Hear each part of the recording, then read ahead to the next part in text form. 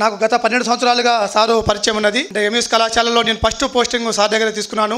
అంతకుముందు నా కుటుంబంతో నా భార్య తను స్టూడెంట్గా డైరెక్ట్ స్టూడెంట్గా జిఎల్ఎస్ స్టూడెంట్గా ఎన్జీ కళాశాలలో చదువుకున్నది. ఆ విధంగా ఒక 20 సంవత్సరాల సుపరిచయం సార్తో ఉన్నది. ఎంఎస్ కళాశాలలో జాయిన్ అయినాక మా అధ్యక్షుడు ఇంతకుముందు భాస్కర్ గారు మాట్లాడారు. డిగ్రీ కళాశాల వ్యవస్థలో నేను చాలా దూరం మళ్ళీ ప్రమోషన్ వచ్చినాను, బ్యాక్ వెళ్తాను, జూనియర్ కాలేజీకి మళ్ళీ బ్యాక్ వెళ్తా అని చెప్పేసి నేను కోరుకుంటున్నప్పుడు భాస్కర్ అన్న నేను 1 month లో తీసుకొస్తానని చెప్పేసి మాట ఇచ్చినాడు. కానీ ఏదో బాధతోటి పోయి జాయిన్ అయినా. నేను జాయిన్ అయినాక ఆ 1 month మర్చిపోయినా. 5 సంవత్సరాలు నేను పనిచేసిన అక్కడ మళ్ళీ వెనక్కి రావడం ఆలోచన నాకు రాలేదు. అంటే అంత గొప్పగా మాకు అనుభవం ఇచ్చిన వ్యక్తి, అంత గొప్పగా మాకు ఆస్కారం ఇచ్చిన వ్యక్తి మాకు ప్రిన్సిపల్ యాదగిరి సార్. క్రమశిక్షణకు, పట్టుదలకు, హార్డ్ వర్క్ కు, నీతికి, నిజాయితీకి, ఎన్నిటికీ బ్రాండ్ అంబాసిడర్ గా దాన్ని నేను చూసుకుంటాను ఎప్పటికి కూడా. ఎందుకంటే ఇన్నేళ్లుగా ఏ మచ్చ లేకుండా, ఇన్నేళ్లుగా ఏ అపవాదు లేకుండా, ఇన్నేళ్లుగా ఎవరిని నొప్పించకుండా, ఇన్నేళ్లుగా ఎవరిని బాధ పెట్టకుండా ఆ ఉద్యోగం చేయడం చాలా కష్టతరము. మన ఇంట్లో కుటుంబ సభ్యులనే మనం చిన్న మాటకి నొప్పించుకున్న ఈ పరిస్థితుల్లో కొన్ని వేల మంది ఉద్యోగులతోటి ఆ విధంగా ఉండి అజాత శత్రువుగా ఉండడం అని చెప్పేసి అది అందరికీ దొరకదు. మరి అలాంటి గొప్ప